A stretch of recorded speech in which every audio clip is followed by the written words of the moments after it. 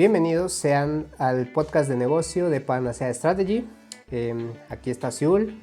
¿Cómo estás, Siul? Hola, Eric. ¿Todo bien? ¿Tú qué tal? ¿Cómo estás? Muy bien, por acá empezando con este primer episodio que tenemos para la serie de negocios. Esta serie de negocios donde ya lo adelantábamos en nuestra presentación, que vamos a hablar justo sobre ideas de cómo aterrizar y cómo tener un mejor aprovechamiento en los negocios de la gente que nos está viendo y escuchando, cómo poder ejecutar mejor esas ideas y esos propósitos para que sobre todo los pequeños y las medianas empresas puedan prosperar.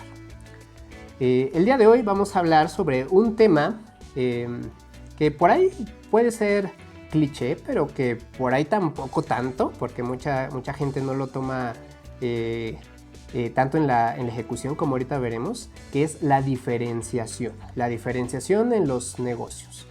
Entonces, pues, si ya todos por allá tienen su agüita, su café o su chela para escucharnos, pues entonces vamos a empezar a platicar un poco sobre este tema. ¿Vale? Entonces, pues, ¿qué te parece, Siul, si te arrancas con el tema?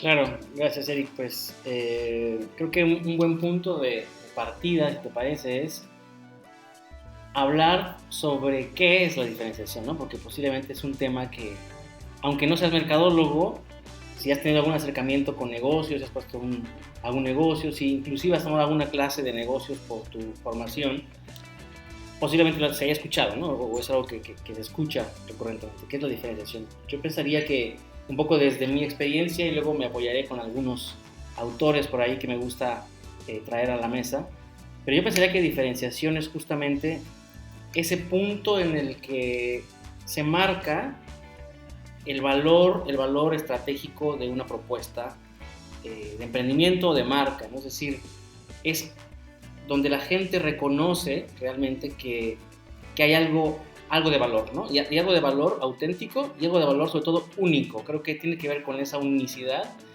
irrepetible o difícil de repetir, en la que una marca, un producto se hace único. Pues para mí la diferenciación, dicho en palabras más coloquiales, es la manera en la que un producto se hace único, para la redundancia, se hace diferente con respecto a potenciales competidores. Para mí, un poco partiendo de esa primera propuesta de definición. No sé qué te parezca a ti. Sí, que no podría estar más de acuerdo, pero yo le agregaría a eso, a la definición, que es como es ese tema que todos sabemos que tenemos que hacer, pero que muy pocos sabemos cómo hacer, o que muy pocos lo llevamos a la ejecución o lo intentamos hacer de manera estratégica a fin de que sea más real, más tangible.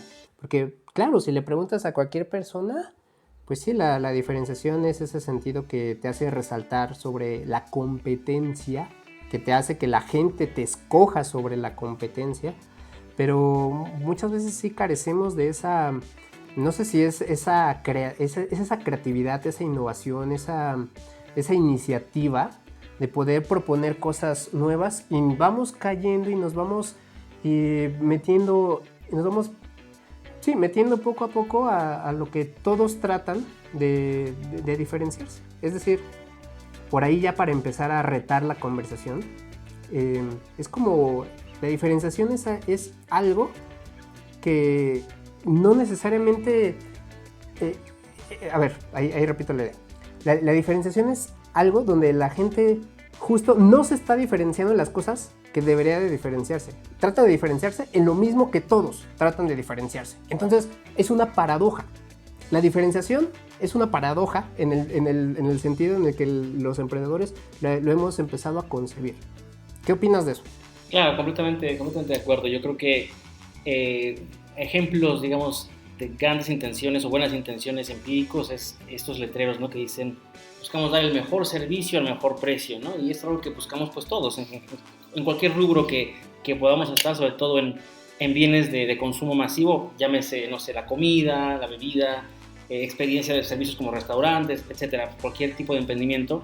Como que pareciera que dar el mejor servicio, y dicho como de otras palabras, mejor servicio, saludar, atender rápido a una mesa, en el caso de un restaurante, pudiera ser el elemento que viene de diferenciación, y la verdad es que eso es algo, como tú dices, que pinta vamos a empezar a hablar un poquito de tecnicismos, ¿no? La comoditización de algo que es la categoría, la comoditización que es... ¿Qué es la comoditización, Sil, para la gente que no está familiarizada? Ahí empezar a hablar de ciertas aclaraciones. Una comoditización o ser un commodity en términos de lo que es mercadológicamente hablando, es aquella sector, categoría de productos. Cuando hablamos de categoría nos referimos a una serie de productos similares que forman pues una industria, ¿no? Una categoría puede ser la categoría de los teléfonos inteligentes. Esa es una categoría de productos. Entonces, la comoditización es que en una categoría de productos se empiecen a dar reglas o manifestaciones de variables muy similares, o sea, que precisamente hacen difícil diferenciar entre uno u otro. Y para un ejemplo muy claro, por ejemplo, un bien que es ya casi un commodity es la sal, digamos, ¿no? La sal de mesa, pues más allá de que tengas una marca y el empaque, pero si tú pones 2 bonchecitos de sal, o 3 o 4 de diferentes marcas, pues es difícil que alguien diga, así yo elijo esta porque tiene tales características. Es decir, la comoditización es cuando se empieza a hacer muy igual, digamos, la oferta, y es difícil esa diferenciación. Entonces, justamente me refería a esto porque pareciera que en las reglas de juego de algunas industrias, de algunas categorías, deberíamos todos ir por las mismas, como el caso del precio, como el caso del servicio, como el caso pues no sé, Es decir, como por ejemplo en el caso de petróleo, en el caso de materias primas, que la única diferenciación es el precio. Es correcto, justo. Y me acordaba, Eric, de un caso en la universidad que nos ponía un profesor de marketing, ¿no? Que nos decía, para aquellas personas que pudieran no ubicar geográficamente esta referencia, pero en el camino de la Ciudad de México de Cuernavaca a la Ciudad de México y viceversa, hay un punto intermedio que es un pueblo que se llama Tres Marías, y es muy famoso porque los fines de semana, sobre todo, los viajantes que van de fin de semana, yendo sobre todo de Ciudad de México a Cuernavaca, pasan a desayunar en las famosas quesadillas de Tres Marías, ¿no? Entonces lo que decía este profesor es, un ejemplo de la comoditización son las quesadillas de Tres Marías. Es decir, tú llegas y ¿a cuál te diriges? Pues posiblemente a la que te hace más ruido, a la que te grita más, a la que te sonríe quizás un poco más, porque todos venden más o menos lo mismo, a los mismos precios, los locales se parecen, es decir, pareciera que te da lo mismo ir a una u otra. Esa es más o menos una definición más empírica de lo que es la comoditización.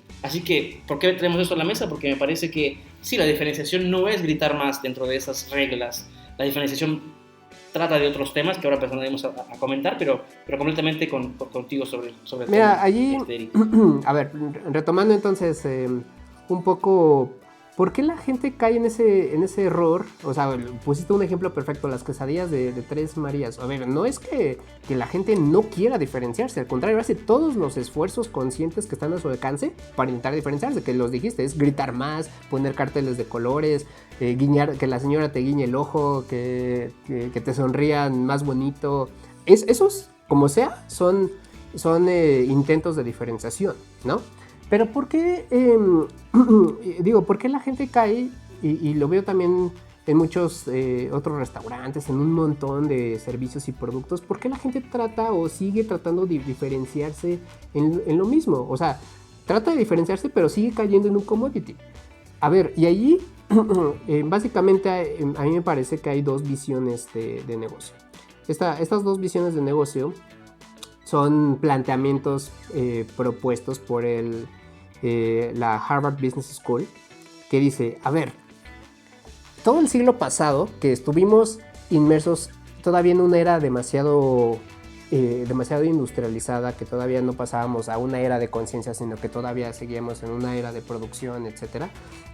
La visión estratégica de los negocios estaba basada en oferta y demanda, que es lo que nos enseñan en las escuelas y es con lo que salimos al mundo real a intentar hacer negocios. Entonces, salimos con esa mentalidad a hacer negocios, pero salimos con ese enfoque de un siglo anterior en el que, a ver, la innovación estaba limitada a esas fronteras que existen intangiblemente en las categorías. Es decir, existen solamente... lo que te puedes permitir para innovar es del lado de la ecuación, en la parte de la oferta.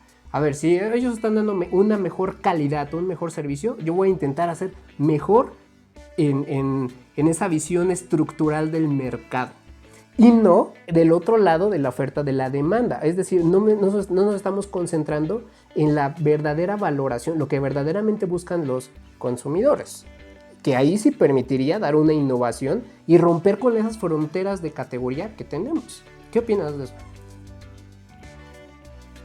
Completamente. Yo creo que tocaste un punto medular en lo que yo quiero aportar para seguir construyendo en la definición de lo que, pues entonces sí es diferenciación o sí nos llevaría a una diferenciación más clara, ¿no?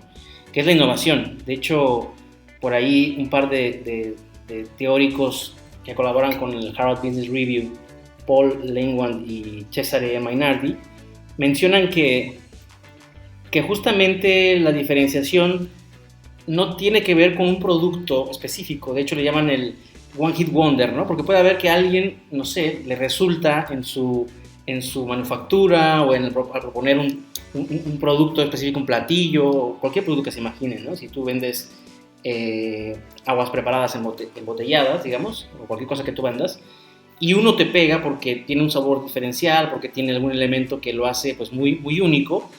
La diferenciación no solamente es sobre ese producto, sino lo que ellos dicen es que la diferenciación, o para construir una diferenciación que sea sustentable, debe ser en función de acomodar a tu compañía, acomodar a tu empresa y desarrollar lo que ellos llaman capabilities, que he dicho como en otras palabras, capacidades de procesos, de conocimiento, que hagan que toda tu compañía se vaya enfocando a ser diferente, no nada más un producto. Entonces, justo esto que tú mencionas de la innovación me parece fundamental, porque ellos hablan que precisamente cuando se empieza a construir ese camino hacia una compañía que busca diferenciación, la innovación es una pieza fundamental hacia ese andar, digamos. O sea, que completamente de acuerdo.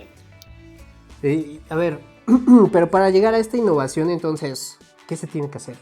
O sea, yo te decía, a ver, la visión tradicional de los negocios es tener la vista puesta en cuáles son las reglas de mi categoría, cuáles son las reglas del juego de la categoría a la que estoy entrando. Esa es una visión tradicional.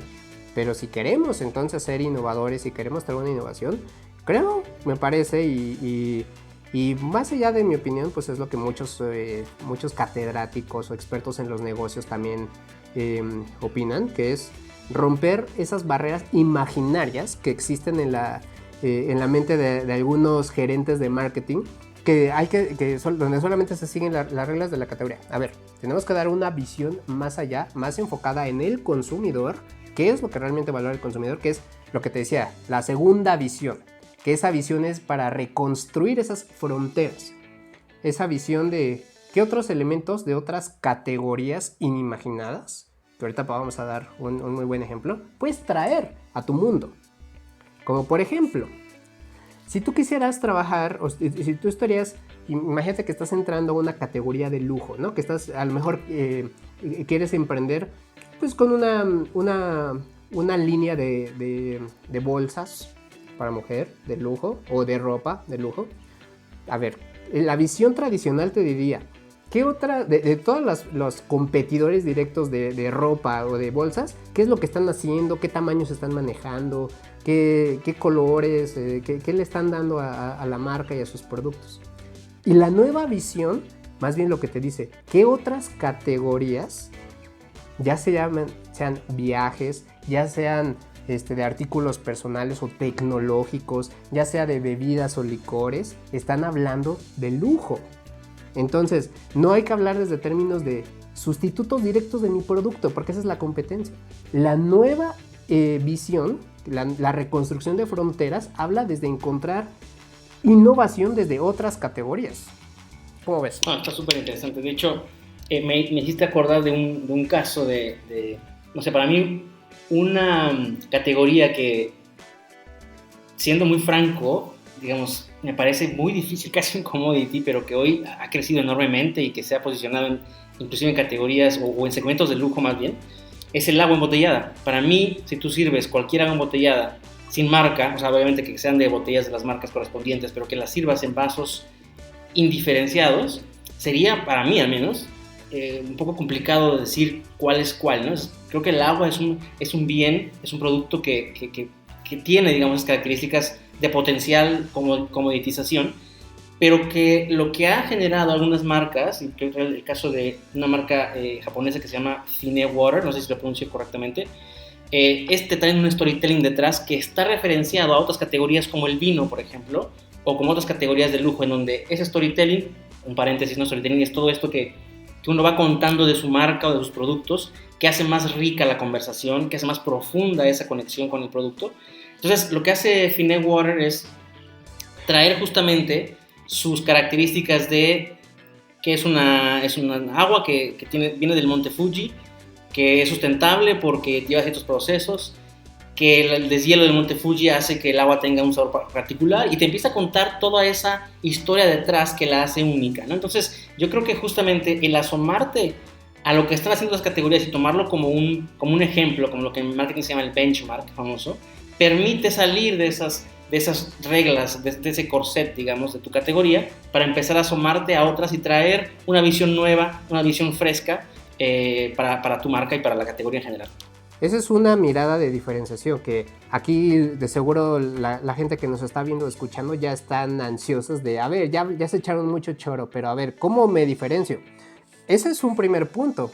Un primer punto, y lo pondría tal cual como este título para esta sección, sería: voltea a ver otras categorías. ¿Cómo otras categorías están hablando de lo que tú quieres transmitir? Aunque no tengan que ver con tu producto per se, pero ¿cómo están comunicando? ¿Qué beneficios emocionales están brindándole a sus consumidores? Ese sería un punto.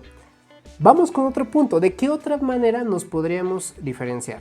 A ver, por allí quisiera tocar también hablando algo que se observa de forma muy común con emprendedores o con muchas empresas grandes incluso, es, a ver, hablan mucho de su producto, hablan mucho de los atributos y de lo que decíamos, de la calidad, de la funcionalidad per se de sus productos, y no hablan ahora de esta parte emocional, no hablan mucho de cómo te hacen sentir o de qué estatus, o al revés, hablan mucho solamente de esta parte emocional, pero también dejan de lado la parte funcional. Y me parece que eso depende mucho también de la categoría. Muchas categorías se van con una orientación específica, ¿no? O sea, si vas a hablar de software, si vas a hablar de cemento, lo más natural sería hablar de las propiedades funcionales. Pero por ahí, si nadie está hablando de algo emocional, podría ser una oportunidad de diferenciación. Ahorita pongo un ejemplo, pero mientras, pues, ¿qué opinas de eso? Completamente. Yo creo que estás tocando otro de los elementos muy importantes para entender el terreno de juego de la diferenciación, ¿no? Tú lo mencionabas ahí, no sé si más, pero seguro dos que son muy comunes en el mundo del marketing, del branding, de la construcción de marcas, que son aquellos beneficios tanto funcionales, es decir, que son muy concretos, casi tecnológicos, que son tangibles, ¿no? Y otro que es el emocional, que es eso que no puedo convertir en algo que pueda tocar, ¿no? Es decir, la felicidad que construye todo el mundo alrededor de Coca-Cola, por ejemplo, ¿no? Que es este mundo imaginario pero poderosísimo que tiene alrededor de, por ejemplo, la Navidad o eventos como los mundiales de fútbol.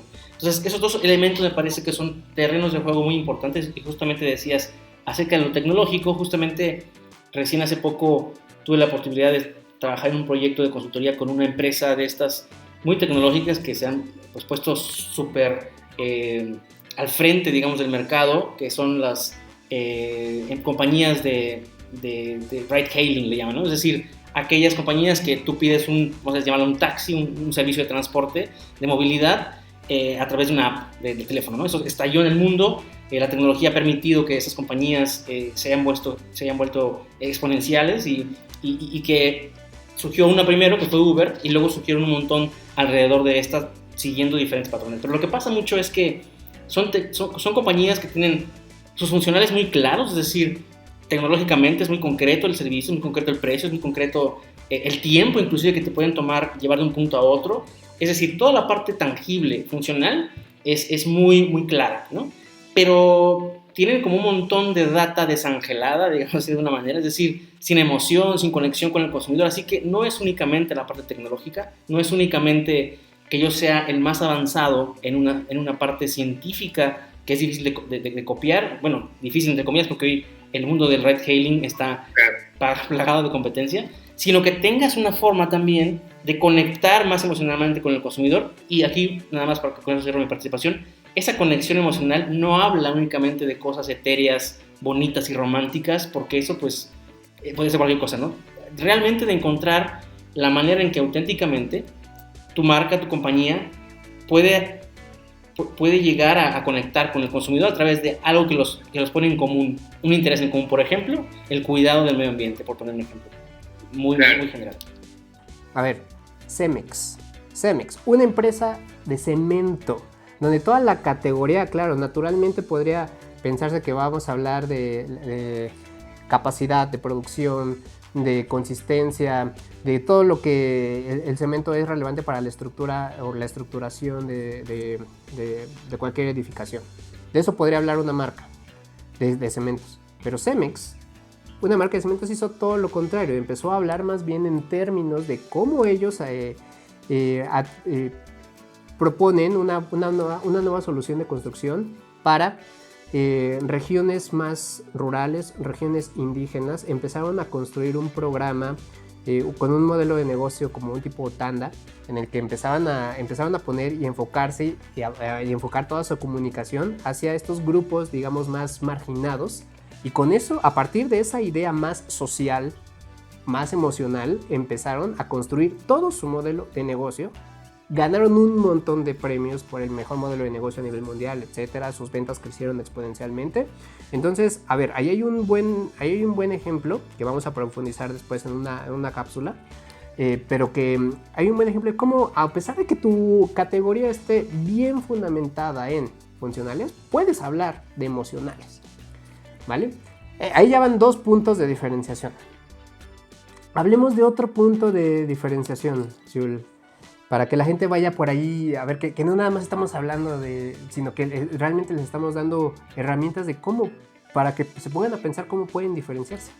Otro punto es enfocar un poco bien a quién te estás dirigiendo. Me refiero a tu comprador, a ver, a tu segmento de compradores, porque mucha gente está intentando sacar productos que van más orientadas a las tendencias que todo el mundo también trata de subirse, que por ahí todos quieren llegar a los godines, todos quieren llegar a los hipsters, pero hay muchos otros nichos de mercado, hay muchos otros segmentos que pueden ser o más premium, o más mainstream, o más de bajo valor, pero cuando llegas a una categoría donde todos se están enfocando al mainstream, tú también vas al mainstream. Ahí podría ser llegar a enfocar a otro tipo de segmentos. Los coches lo hacen mucho, hay coches para distintos segmentos, hay marcas para distintos segmentos estratégicos. Tú también podrías empezar a innovar con una propuesta para tu categoría, pero para otro segmento estratégico.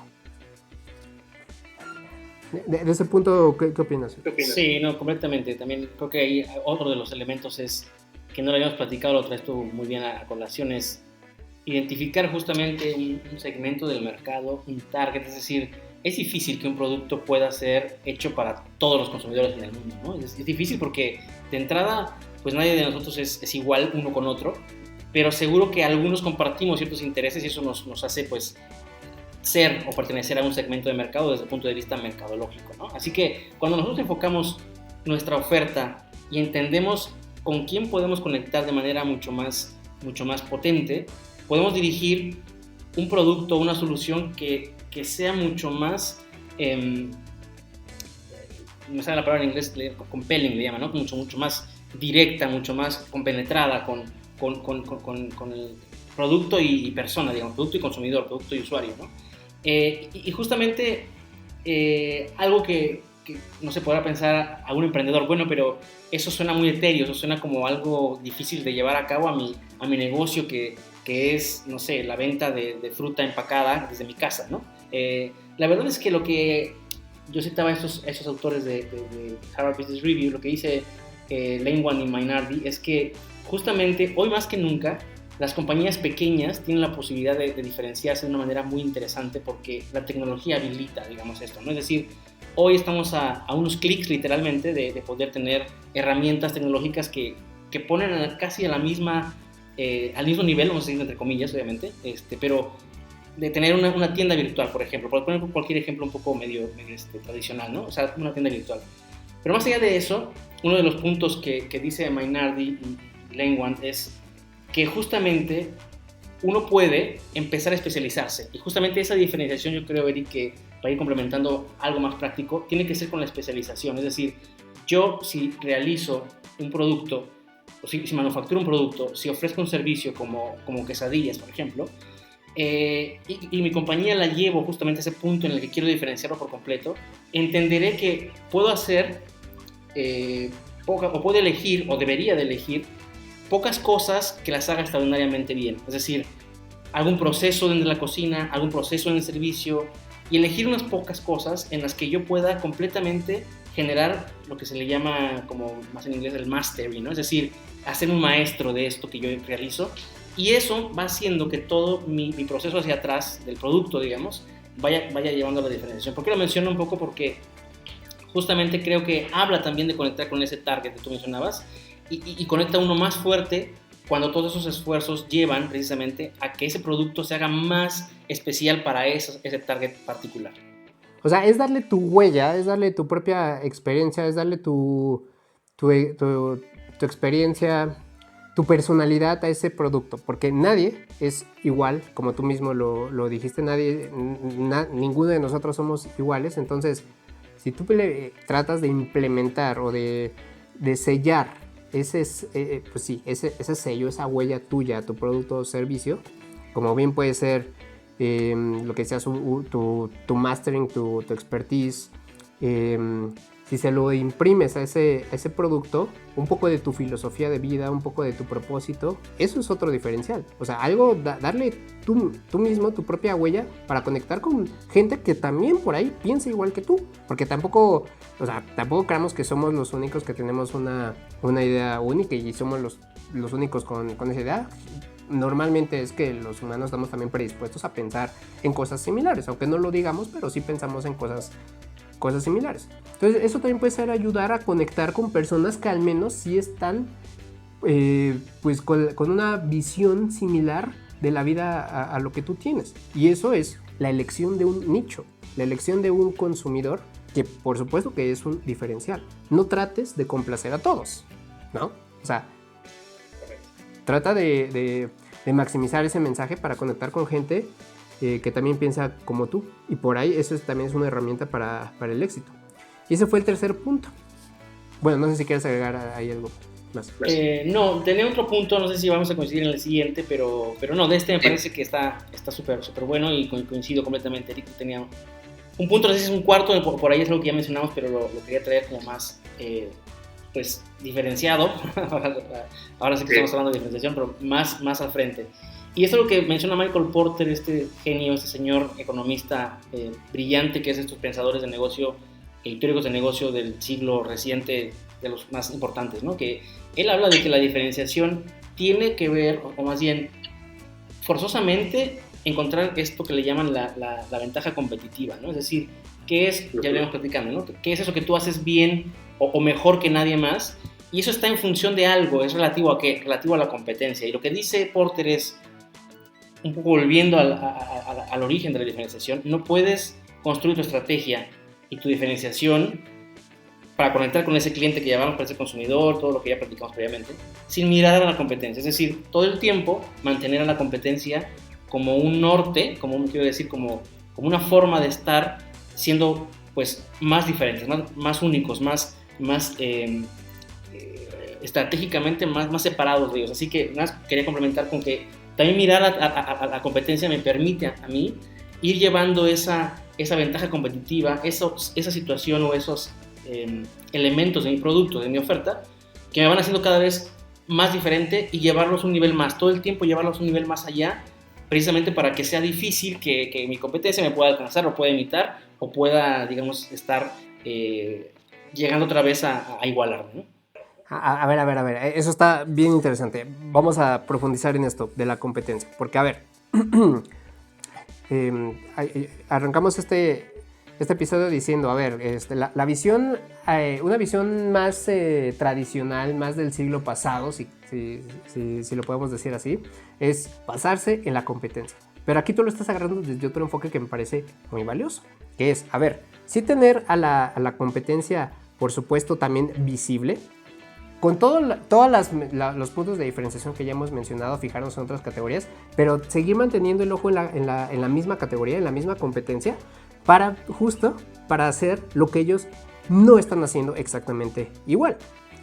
Por ejemplo, hemos trabajado en algunos elementos con algunas empresas de distribución y de snacks y de alimentos, empresas muy grandes a nivel mundial, que justo lo que hacen es, a ver, vamos a mapear cómo están jugando la competencia y quiero hacer por ahí un poco lo mismo. Quiero identificar en dónde están haciendo lo mismo. A ver, no se trata de no ir a challengear. Sí, vamos a ir a challengear, pero vamos a ir con armas, ya sea de diferenciación o de oportunidad de negocio, para ese mismo target al que están ellos yendo, para esa misma necesidad que están cubriendo, pero con una propuesta diferente. No ir exactamente con lo mismo, porque a ver, entras a una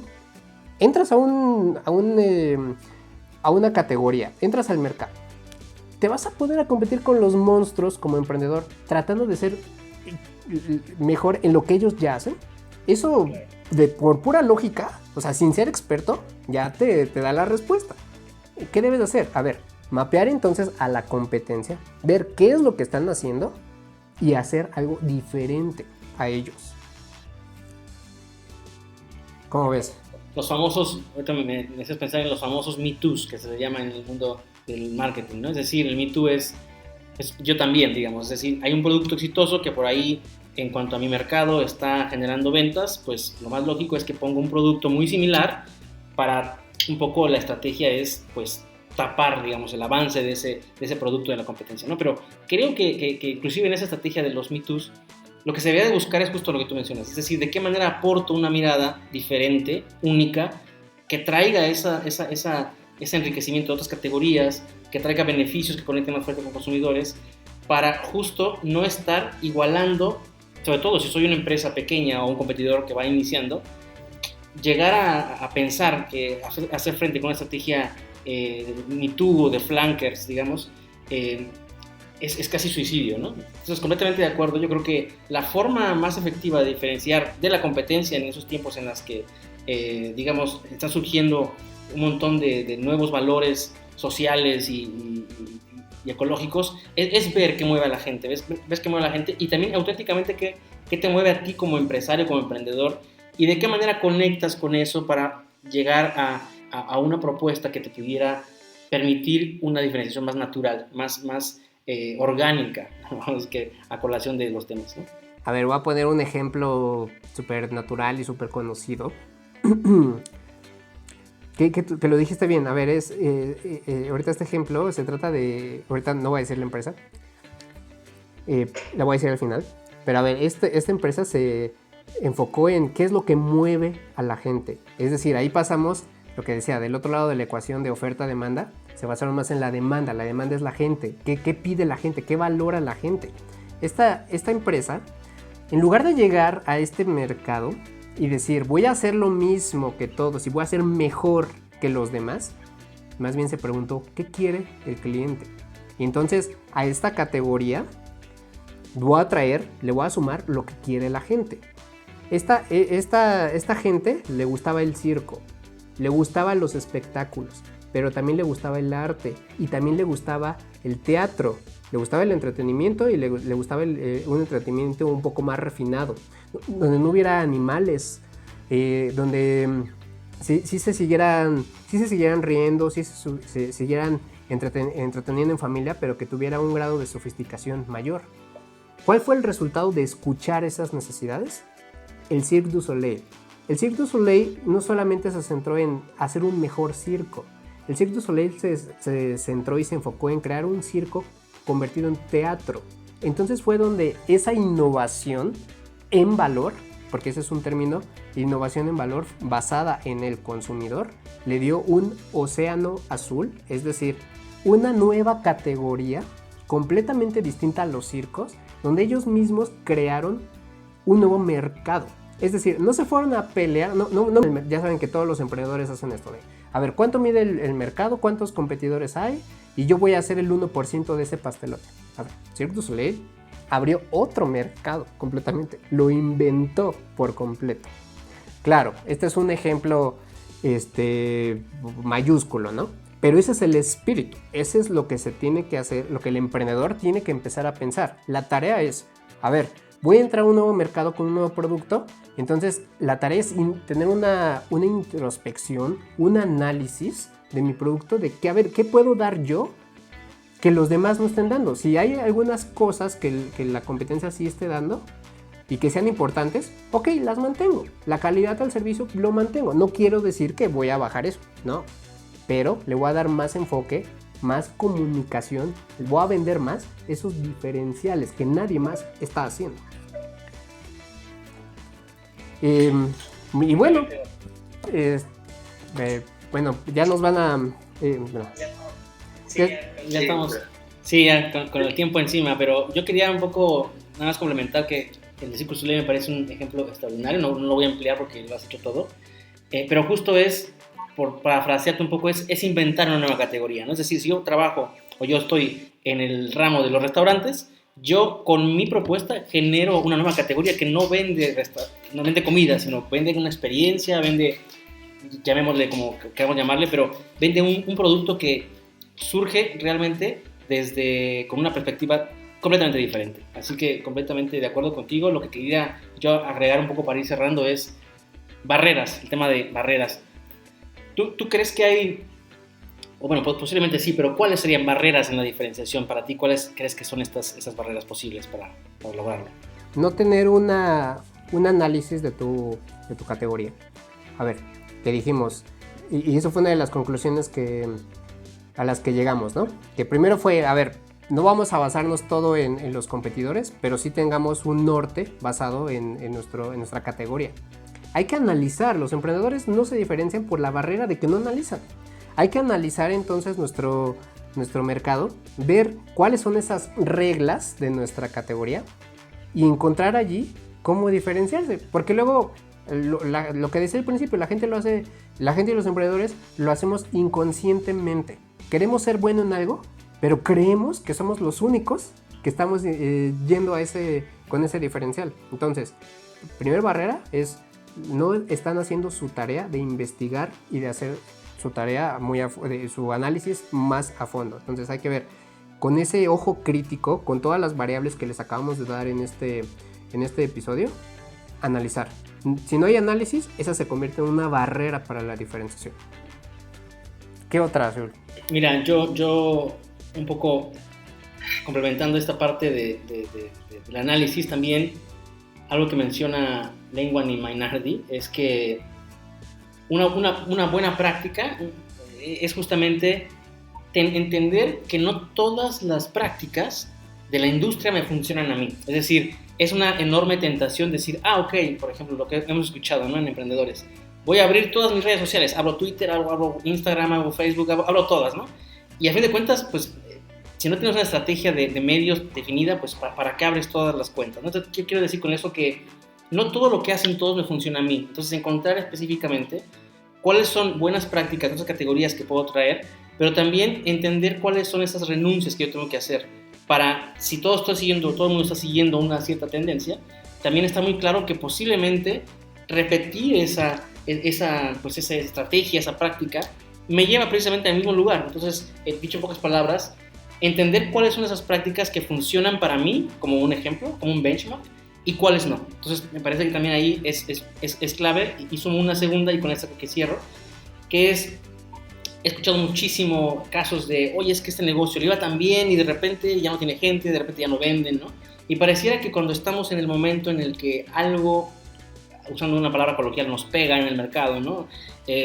Pareciera que esa es la única manera. Y lo que me parece que debe ser en ese momento de éxito es entender que ahí, más que nunca, hay que empezar a innovar, hay que empezar a construir el futuro. Y eso no quiere decir que dejes de agregar el valor que te está haciendo exitoso en ese momento, sino cómo vas agregando más valor y vas convirtiendo ese conocimiento, lo vas formalizando, digamos, en prácticas concretas que permitan justamente construir lo que veníamos hablando en un principio, ¿no?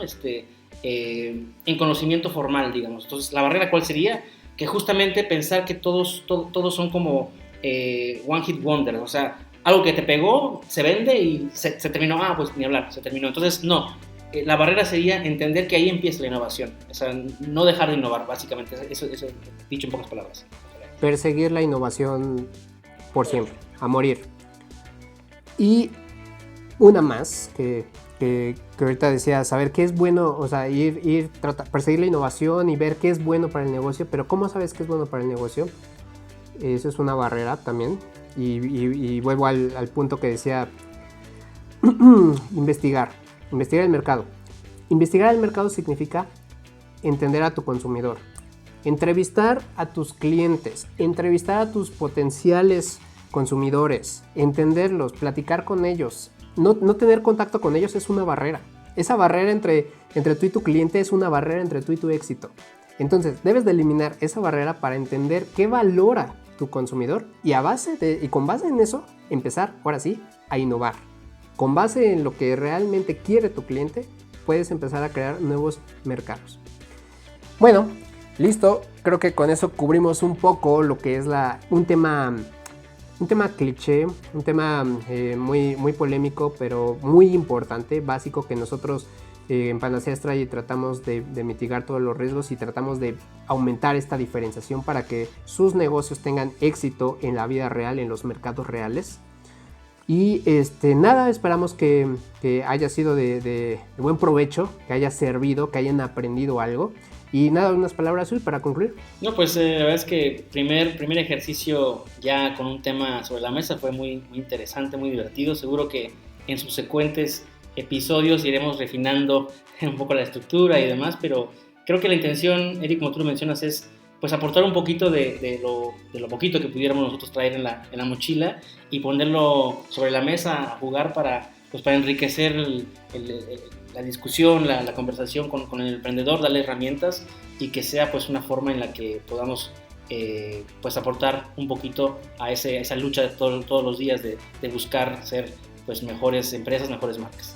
Que la gente tenga en cuenta que es nuestro primer episodio, entonces pues ahí vamos, o sea, vamos a ir mejorando, vamos a ir puliendo, ya vamos a dejar de echar tanto rollo, vamos a ir más al punto, pero es un buen comienzo, me parece. Ustedes ya nos dirá la gente que nos ve, nos dirá qué les parece, pero el punto es ayudarles, el punto es que sus negocios prosperen y para eso estamos nosotros.